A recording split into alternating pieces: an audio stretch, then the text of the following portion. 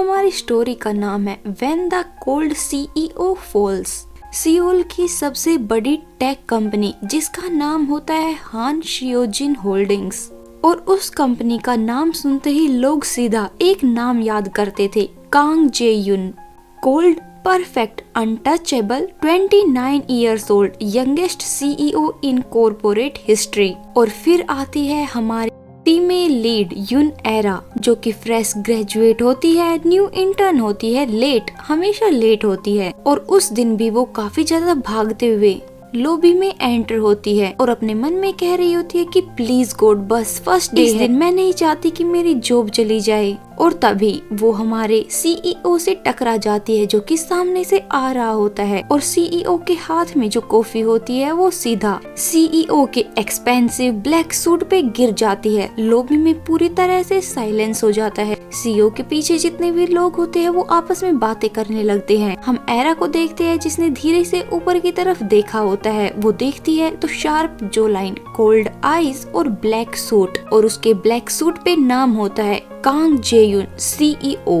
Era का first day होता है, उससे फर्स्ट मिस्टेक हो जाती है और जिस पर कॉफी गिराई जाती है वो सीईओ निकलता है। एरा को लगता है कि उसकी जॉब तो गई, एरा को लगा उसकी जॉब तो चली गई। फिर हमें थोड़ी टाइम बाद का सीन दिखाया जाता है। वो एक जगह पर खड़ी हुई होती है, तभी एचआर उसके पास आता है और उसे कहता है कि सीईओ ने स्पेसिफिकली तुम्हें अपना पर्सनल प्रोजेक्ट असिस्टेंट अपॉइंट किया है। एरा ये सुनकर काफी ज्यादा हैरान हो रही होती है। एरा का दिमाग बिल्कुल ब्लैंक हो जाता है और हम देखते हैं कि फिर एरा जोयुन के ऑफिस में जाती है। हम देखते हैं कि जेयुन अपने कैबिन में खिड़की के पास खड़ा हुआ था और वो फिर एरा का नाम लेता है, युन एरा। उसकी डीप वॉइस ने हवा को हैवी कर दिया था। एरा उससे कहती है कि यस सर। जेयुन उससे कहता है कि तुम केयरलेस हो। ये सुनकर एरा अपना सर झुका लेती है। फिर वो उसके पास आता है और हल्का सा उसके चिन को अपनी तरफ लिफ्ट करता है। वो कहता है कि लेकिन तुम्हारी आंखों में कोई झूठ नहीं है। और हम लोगों के लिए एक कंफ्यूजन होता है कि आखिर सीईओ ने उसी लड़की को चूज क्यों किया जिसने उसके ऊपर कॉफी गिरा दी थी। फिर हमें अगले दिन का सीन दिखाया जाता है और हम देखते हैं कि एरा सीईओ के साथ काम कर रही होती है। प्रोजेक्ट काफी ज्यादा इंटेंस था, लेट नाइट्स भी थी और ऑफिस भी बिल्कुल खाली था। सिर्फ वहाँ पर वो दोनों काम कर रहे होते हैं। एरा सीईओ के पास आती है और अपनी फाइल समझाते हुए काफी ज्यादा नर्वस हो रही होती है। जेयुन उसकी बात को साइलेंटली सुनता रहता है, कभी कभी बस उसकी तरफ देखते हुए रुक जाता है। और ऐसे ही काफी सारे मूवमेंट्स उनके बीच में होते रहते हैं। फिर हमें 2-3 दिन बाद का सीन दिखाया जाता है और रात का ही टाइम हो रहा होता है। हम देखते हैं कि अभी भी सीईओ और एरा ऑफिस में होते हैं। एरा चेयर से गिरते गिरते बच जाती है और उसने, क्योंकि सीईओ ने उसे उसकी वेस्ट से पकड़ लिया था, और जब उसने उसकी कमर को अपने हाथों से पकड़ा तो उसकी उंगलियां बिल्कुल उसकी कमर में धंस सी गई थी। उसे बिल्कुल ऐसा लग रहा था जैसे टाइम बिल्कुल स्लो हो गया हो। एरा की हार्ट बीट भी काफी ज्यादा लाउड हो रही थी। फिर जेयुन उससे धीरे से कहता है कि केयरफुल। वो इतना तो कह देता है लेकिन अपना हाथ नहीं हटाता, और एरा भी ये देखकर काफी ज्यादा हैरान हो रही होती है कि ये अपना हाथ क्यों नहीं हटा रहा। और उन लोगों को इस तरह से सीनियर मैनेजर भी देख रही होती है एक कोने के पीछे से। फिर हमें अगले दिन का सीन दिखाया जाता है जहाँ पर हम देखते हैं कि ऑफिस में गॉसिप स्टार्ट हो गया होता है। सब लोग आपस में बात कर रहे होते हैं कि सीईओ को उस इंटर्न में काफी ज्यादा इंटरेस्ट है। ऐसा लग रहा है जैसे वो सीईओ का यूज कर रही है। एरा के कानों में भी ये बातें पड़ जाती है। एरा काफी ज्यादा हर्ट हो जाती है और फिर वो एक रिजाइन लेटर लेके जेयुन के पास जाती है। वो कहती है कि सर मैं इस प्रोजेक्ट से हटना चाहती हूँ। जेयुन का एक्सप्रेशन चेंज हो जाता है। वो कहता है क्या तुम रूमर्स की वजह से ही करना चाहती हो? एरा उसे कहती है कि मैं आपकी रेपुटेशन को स्पॉइल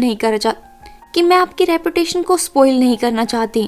उसकी बात सुनने के बाद सीईओ उसके पास आता है और उससे कहने लगता है कि तुम्हें पता है कि लोग मुझे इतना ज्यादा कोल्ड क्यों कहते हैं। उसकी बात सुनकर एरा उसकी तरफ देखने लगती है। तभी सीईओ अपने पास्ट का एक राज खोलता है कि मेरी फियांसे 3 साल पहले एक एक्सीडेंट में चली गई थी। उस दिन के बाद मैंने किसी को भी अपने पास नहीं आने दिया। उसकी बात सुनने के बाद एरा काफी ज्यादा शौक हो जाती है। वो कहती है तो आपने मुझे अपने पास क्यों आने दिया? और फिर वो धीरे से उससे बोलता है क्योंकि तुम सबसे अलग हो। तुम्हारी तरफ देखकर मुझे ऐसा लगता है कि जिंदगी अभी खत्म नहीं हुई। फिर हमें कुछ टाइम बाद का सीन दिखाया जाता है जहाँ पर हम देखते हैं कंपनी में पार्टी होती है और उस पार्टी में सीईओ भी होता है और उसके काफी सारे एम्प्लॉइज भी होती है। फिर हमारी एरा की एंट्री होती है जो कि रेड ड्रेस में होती है और सबकी नजर एरा पे चली जाती है और जेयुन उसको देखकर बिल्कुल फ्रीज हो जाता है। फर्स्ट टाइम उसने एरा में अपने एम्प्लॉय को नहीं, एक वेमेन को देखा था। तभी हम देखते हैं कि वहाँ पर एक इन्वेस्टर का बेटा भी होता है और वो एरा के साथ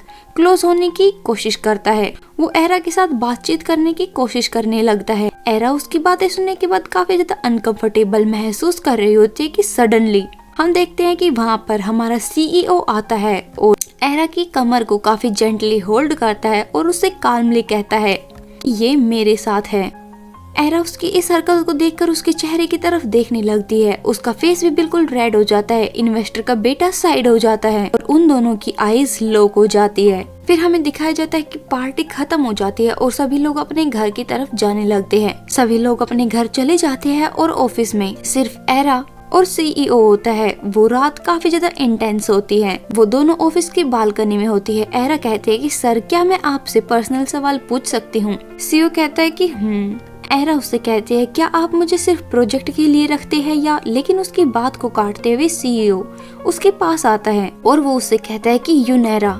फिर वो उसके हाथ को पकड़ता है और उससे कहता है कि मैं तुम्हें खोना नहीं चाहता हूँ। एरा की सांसें काफी ज्यादा तेज हो जाती है। फिर सीईओ एरा के करीब आता है और उसके फोरहेड को टच ही करने वाला होता है, लेकिन इतनी ही देर में उसका फोन रिंग करने लगता है। फिर हमें अगले दिन का सीन दिखाया जाता है जहाँ पर हम देखते हैं कि एक बोर्ड मीटिंग हो रही होती है कंपनी में। तभी उन लोगों के बीच एक सनसनी फैलने लगती है कि कंपनी का डेटा लीक हो चुका है और ब्लेम सीधा एरा पे आता है और बोर्ड के जितने भी मेंबर्स होते हैं वो उसे टर्मिनेट करने की बातें करने लगते हैं। एरा काफी ज्यादा हैरान हो रही होती है। उसकी आंखों में भी आंसू होते हैं। जेयुन भी उसकी तरफ देख रहा होता है लेकिन वो बिल्कुल साइलेंट होता है। सभी को लग रहा होता है कि अब तो जेयुन उसको फायर कर देगा, लेकिन वो काल्मली बोलता है कि मैं उस पर ट्रस्ट करता हूँ और रूम पूरी तरह से साइलेंट हो जाता है। सीईओ फिर से कहता है कि इन्वेस्टिगेशन खत्म होने तक मैं खुद रिस्पॉन्सिबल हूँ। सभी लोग आपस में बातें करने लगते हैं कि उस इंटर्न के लिए सीईओ ने अपनी पोजीशन को रिस्क में लिया।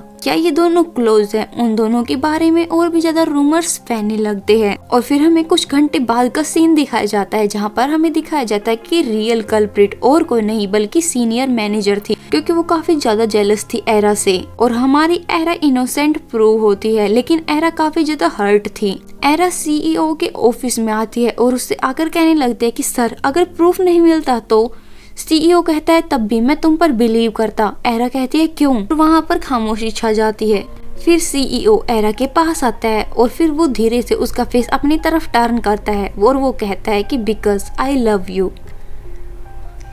और ये सुनने के बाद एरा की आंखों में आंसू आ जाते हैं। वो कहते हैं कि हाँ, मैं भी। और वो उसके साथ जेंटली किस करता है और उन दोनों के रिलेशनशिप की खबर पूरे कंपनी में फैल गई होती है। तभी कंपनी के जितने भी बोर्ड मेंबर्स होते हैं वो एक मीटिंग रखते हैं और बोर्ड कंडीशन रखता है कि CEO relationship with employ and acceptable, यानी कि कंपनी में ऐसे रिलेशनशिप को बिल्कुल भी नहीं माना जाएगा।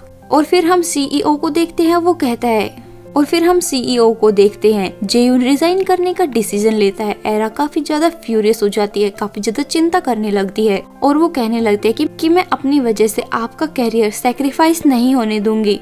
लेकिन जेयुन स्माइल करता है और उससे कहता है कि प्लीज इस बार मुझे मेरी खुशी चुनने दो। एरा भी समझ जाती है और अपने मन में सोचने लगते हैं कि ये आदमी सिर्फ कोल्ड मास्क पहनता था, लेकिन असल में वो अंदर से काफी ज्यादा सॉफ्ट है। और हमें पता चलता है कि सीईओ रिजाइन कर देता है। फिर हमें 6 महीने बाद का सीन दिखाया जाता है, न्यू स्टार्टअप लॉन्च इवेंट, जहाँ पर जो फाउंडर होता है वो होता है कांग जे युन और उसकी जो डायरेक्टर होती है वो होती है युन एरा। और फिर आखिरकार हमें एरा को दिखाया जाता है जो कि एक बालकनी पर खड़ी हुई होती है। जेयुन उसके पीछे से आता है और इस बार वो ओपनली उसकी वेस्ट को होल्ड करता है और उससे कहता है कि मिसेस कांग। ये सुनने में कितना अच्छा लगता है ना। उसकी बात सुनने के बाद एरा काफी ब्लश कर रही होती है। एरा उससे कहते है क्या ये कोई प्रपोजल था, लेकिन इतना सिंपल।